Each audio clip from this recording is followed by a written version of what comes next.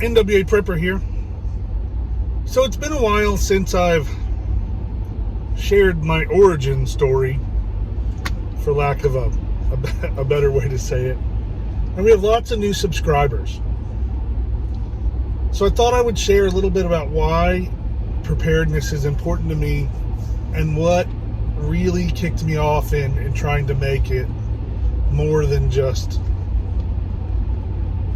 something to do. Along those lines, hello, that's a pretty nice buck. It's an 8-point buck. Glad he came out of the road ahead of me before I had time to hit him. So anyway,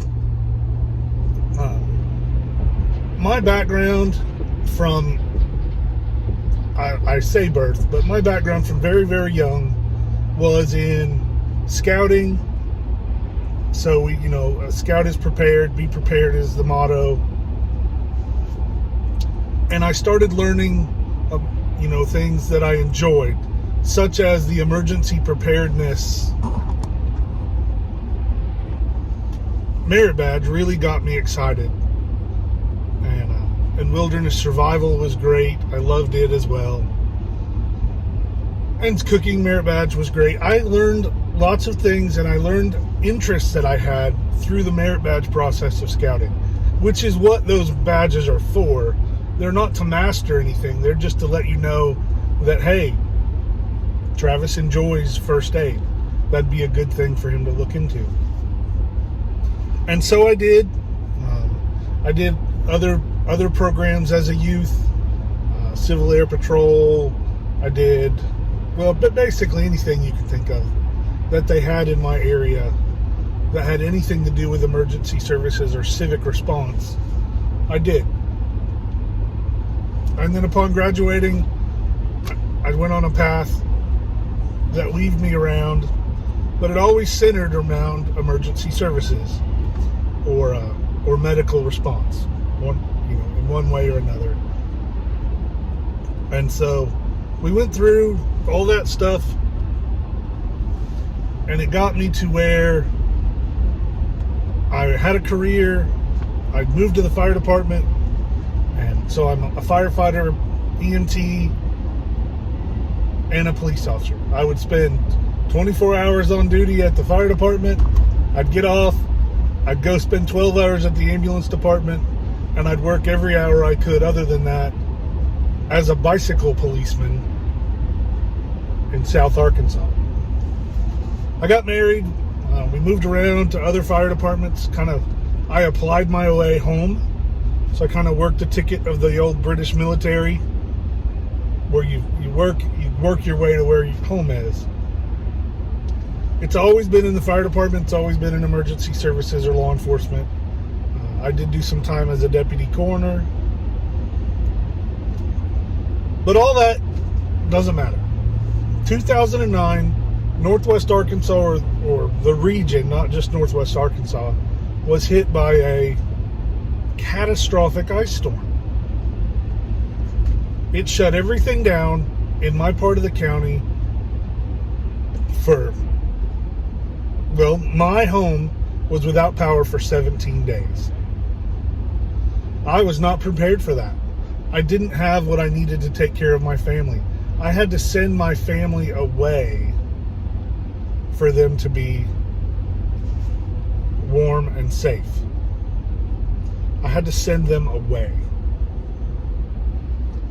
Well, I decided right then and there in the middle of that time frame that wasn't going to happen again. Never, ever. So in 2009, I decided that I was going to be ready for emergencies. And so the way that I did that initially was I purchased a generator.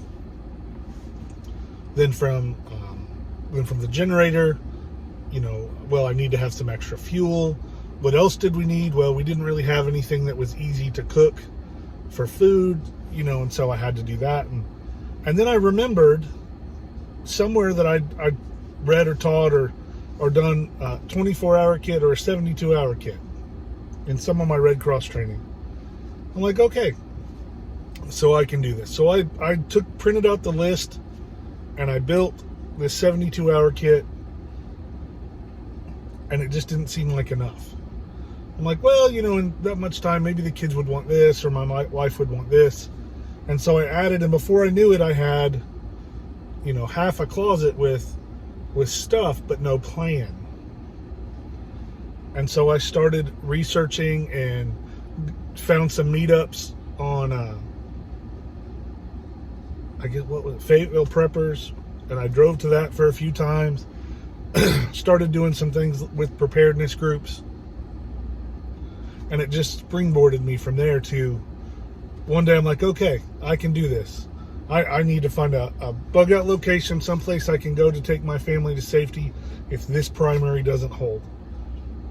And so I worked really hard at that. And the whole time, I'm building up my preparedness just a few dollars at a time at home. And it's ballooned to a wonderful situation that even though I am nowhere near ready, every time we utilize our preps, I find holes. I lost my job for 2 years. We had food. We may not have had things we wanted to do or other things, but we had food. And we had medicine for the most part. Then we went on, and another short-term thing happened, and I found that we didn't have this. And another one happened, and I found that we didn't have this. And as those come around, I don't knee-jerk reaction and run out and purchase them or go learn it. I make a plan. Okay, I need to learn how to do this without this tool or this thing. And that's where I'm at now, is every day I want to be better prepared than I was yesterday. And you can do it. It takes a little bit of effort, a little bit of desire, but it also doesn't have to rule your life. You can have a life and be a prepper. I know it's hard. Some people can't, but if you try real hard, you can. So I hope you like the channel. I know this video is a little bit long, but I'm gracious and grateful for you guys that are here and comment. You mean a lot to me. Thanks for being here. Let's get ready.